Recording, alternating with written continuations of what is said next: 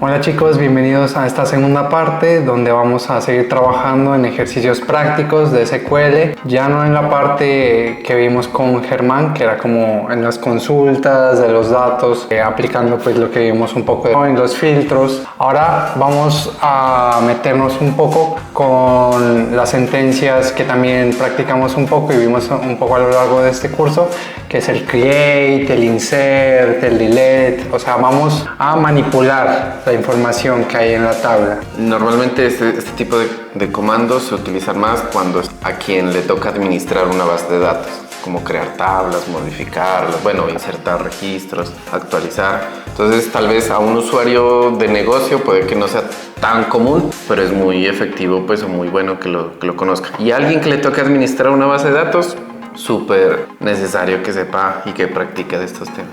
Claro, sí, pero esto es un conocimiento que decimos es básico, es necesario que ustedes lo conozcan, a pesar de que tal vez en sus inicios pues, de su profesión, carrera, no tengan que aplicar esto. Es bueno que los vayan conociendo y los puedan ir practicando pues, en su momento, cuando ya tengan que aplicarlos, no se les complique. Listo. Bueno, entonces lo que les traje aquí son como unos casos de negocio. Vamos a adentrarnos como si fuera producto. La gente nos dijera, necesito que me implementen esto en estas tablas. Ok. Vamos a definir como problemas de negocio reales y vamos a ver cómo los desarrollamos de manera técnica. Empecemos con nuestro ejercicio número 1, que se llama crear una tabla de categorías de productos. La empresa ha decidido organizar los productos en categorías separadas y asignarles descripciones. Se necesita crear una tabla nueva donde se almacenen las diferentes categorías de productos, donde se tengan nombre de categoría y descripción. Entonces, y es algo normal, ¿no? Porque uno tiene su esquema de base de datos y por allá dice, me falta una tabla, necesito crear una nueva tablita con unas nuevas cosas. Entonces en este caso necesitan crear una nueva tabla de categoría con una descripción. Correcto. Entonces vamos a nuestro ambiente de trabajo. Listo. Aquí en nuestro ambiente de trabajo vamos a cargar el ambiente que ya lo tenía preparado. No, pero estos ya son los ambientes viejos. Vamos a cargar un file. Lo tenemos aquí. Ejercicios B2. Pongámoslo ahí. Listo, entonces aquí en este ambiente ya tengo creadas unas tablas, tienen unos datos que ahora los iremos curioseando más o menos, vayamos avanzando con los otros ejercicios. Veámoslos aquí por encima. Tenemos nuestra tabla de clientes, vemos como información básica de clientes, nombres, sexo, edad, lo normal. Una tabla de productos, también un ID, un nombre, un precio, una categoría y nuestra tabla de ventas. Entonces tenemos como el ID de la orden, producto, cliente, cantidad total pagado y la fecha, ¿vale? Okay. Entonces lo que nos están preguntando, lo que nos solicitan aquí es algo relacionado con esas categorías. Dicen, ahora queremos que haya una tabla que también almacene esa información de las categorías. Entonces vamos a ir creando. Claro, y ahí me la pones complejo. Si yo soy un usuario final, digo, venga, es una información adicional, pero no existe en la base de datos. La base de datos tiene 3 tablas y necesito uno nuevo. Entonces, a crearla.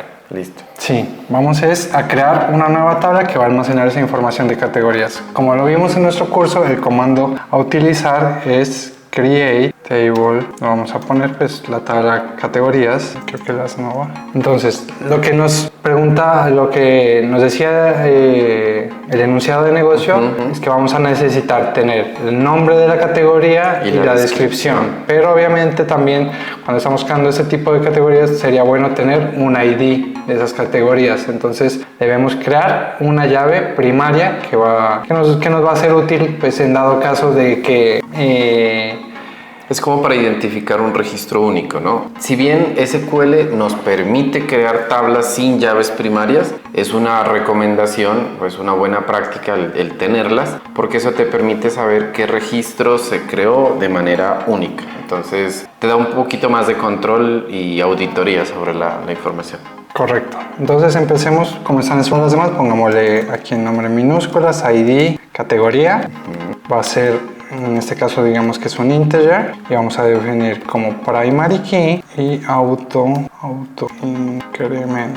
Esto lo que va a hacer es que va a generar nuestra llave primaria y no vamos a necesitar, cuando alguien ingresa un valor nuevo, no vamos a necesitar definir ese valor de ID categoría, sino que sea automático. Se va a ir aumentando de manera automática con los valores enteros. Del 1, 2, 3, 4 y va a seguir aumentando según ingresemos nuevos valores. Ok. Primera columna creada por la segunda. La segunda sería la categoría, es el nombre de la categoría, podemos ponerle nombre para que sea claro, nombre, categoría. Eso es algo interesante, ¿no? Hoy en día gozamos de espacio en las bases de datos, entonces podemos ser lo suficientemente explícitos en el nombre de nuestras características. Entonces, una columna puede tener un nombre grandote, pero anteriormente en bases de datos antiguas, DB2, S400 y otras por ahí de Oracle, si no estoy mal, tenían restricciones. Entonces, no podías crear tablas con nombres muy grandes. Entonces por eso necesitabas hacer como solo una columna puede tener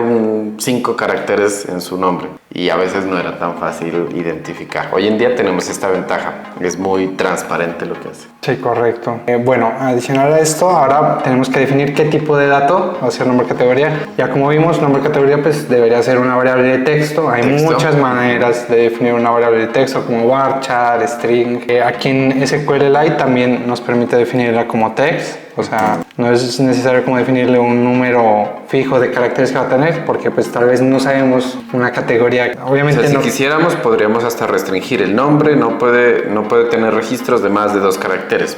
Pero como no es el caso, más bien lo dejas, ahí lo estás dejando es abierto. Sí, ok, correcto. Y lo mismo también, aquí pongamos descripción. Listo.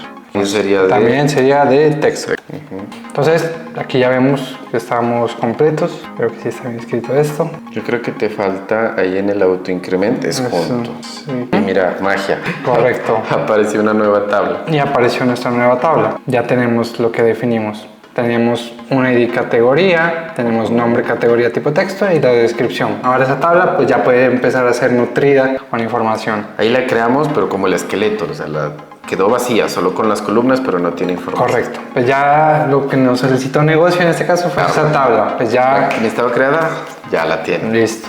Entonces, ejercicio número 1 está. Vamos a ejercicio número 2. Listo. Nuestro ejercicio número 2 dice: crear una tabla para registrar devoluciones de productos. Se necesita llevar un control de las devoluciones que realizan los clientes. Cada devolución debe contener la información de la venta original, la razón de la devolución, la fecha y esto pues dice: en la creación de estas tablas se debe especificar sus llaves primarias y foráneas, ¿vale? Entonces, vamos a primero yo debería regañar a quien creó este diagrama porque no los creó de inicio, nos manda a hacer trabajo. Vale, necesitamos crear una nueva que es devoluciones. Correcto, entonces borramos esto de aquí. Vamos ahora a trabajar con devoluciones. Ahora, lo que necesitamos es trabajar con lo que decían, necesitamos la información de las ventas, o sea, necesitamos, por ejemplo, llevar el ID de la orden. Necesitamos llevar pues el ID de la orden, pues podemos llevarnos también ID, en este caso pues como es una devolución,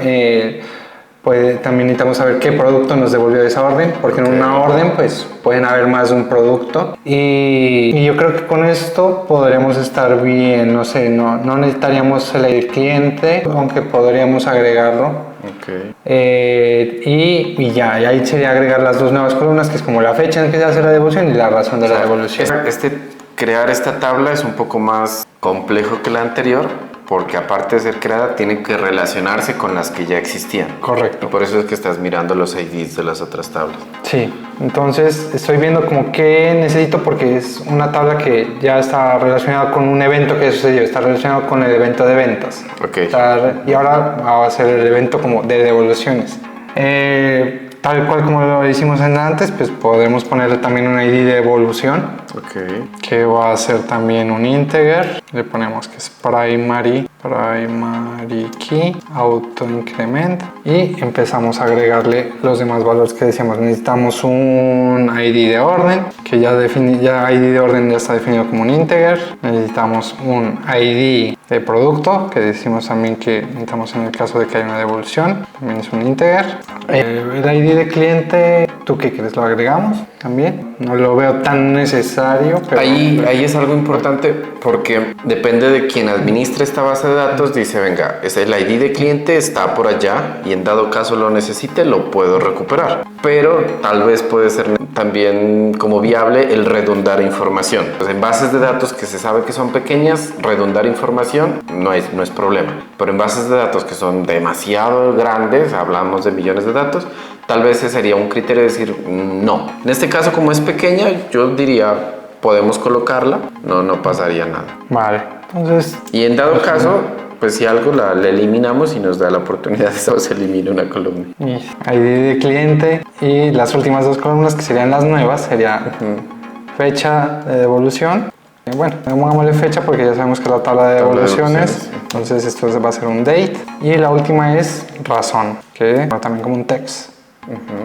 Listo. ¿Crees que ahí ya acabamos con lo que nos pedía el enunciado? Temas de devoluciones, fecha. Parece que sí, pero yo diría, no sé, él ya sabe que esta columna ID orden, ID producto, se referencia a esas otras tablas. ¿Eso es automático o yo tengo que especificarse? No, eso tal cual como definimos una primary key y le decimos esta es tu primary key, también tenemos que definirle estas son tus llaves foráneas. O sea, esta columna de ID orden, esta columna de ID producto, esta columna de ID cliente, las encuentras en estas tablas. También toca definir esto. Y eso se define de la siguiente manera. Bueno, entonces para definir una llave foránea, lo que necesitas es definir el fore y en que es la traducción de foránea. Defines cuál es la columna a la cual... Pero foreign key, te falta el key. Definimos cuál es la columna, entonces empecemos con ID orden. La columna de esta tabla de evoluciones. Decimos ID orden y aquí le ponemos reference. Le decimos a qué tabla tiene que hacer la referencia. Entonces ID orden hace la referencia a la tabla de ventas y dentro de ventas hay una columna que se llama tal cual ID orden. O sea que incluso no es ni necesario que se llamen esas columnas, que se llamen igual en ambas tablas. Podrían llamarse hasta diferente. ID orden 1 y ID orden 2. Claro, sí. Confunde. Eso es el problema, pues, de que si lo haces de esa manera, pues, es algo confuso y obviamente entre más claro y conciso sea esta información... Lo ideal es que se llamen igual. Nos evita problemas a futuro. Pero se podría, pues, si uno quisiera, alguien un poco creativo, lo pudiera colocar, pues, con nombres diferentes. Pero bueno, entonces utilizando ya la línea que creamos, las copié para ir acelerando esto un poco. Entonces ya tenemos ID producto, sabemos que ID producto viene de nuestra tabla productos con ID producto y nuestra última es ID cliente de nuestra tabla clientes. O sea, mira, esta de devoluciones se referenció casi que con todas las otras tablas.